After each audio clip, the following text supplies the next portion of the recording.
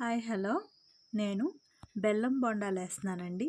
దానికి కావాల్సినవి మినప్పప్పు అండి. తొక్క మినప్పప్పు నేను 5 గంటలు నానబెట్టుకున్నాను. అది మిషన్లో వేసి రుబ్బుకున్నాను. రుబ్బిన తర్వాత అందులోనే కొంచెం సాల్ట్ వేసి అందులోనే బెల్లం కూడా సరిపోయినంత వేసి రుబ్బానండి. ఇప్పుడు ఈ రుబ్బుని గిన్నెలో తీసి వేసుకొని ఒక గరిటెడు గోధుమ పిండి కూడా వేసుకొని బాగా కలుపుకోవాలండి. బాగా స్మూత్గా కలుపుకున్న తర్వాత ఇప్పుడు కళాయి పెట్టుకొని ఈ కళాయిలో మైసూర్ బోండా ఎలా వేస్తామో అలా చిన్న చిన్న బోండాలు వేసుకోవాలండి. అప్పట్లో మా అమ్మాలు ఎక్కువగా ఈ బోండాలు చేసేవారు. శనగపప్పుతో పెసరపప్పుతో కాకుండా ఇలాగా సింపుల్గా మినపప్పుతో స్టఫింగ్ లేకుండా ఈ బోండాలు వేస్తే చాలా టేస్ట్గా ఉంటాయండి. అది బెల్లం బోండాలు చాలా టేస్ట్గా ఉంటాయి. ఒకసారి మీరు కూడా ఇలా ట్రై చేసి చూడండి. చూసారా ఎంత బాగా వచ్చాయో? ఇవేనండి బెల్లం బోండా.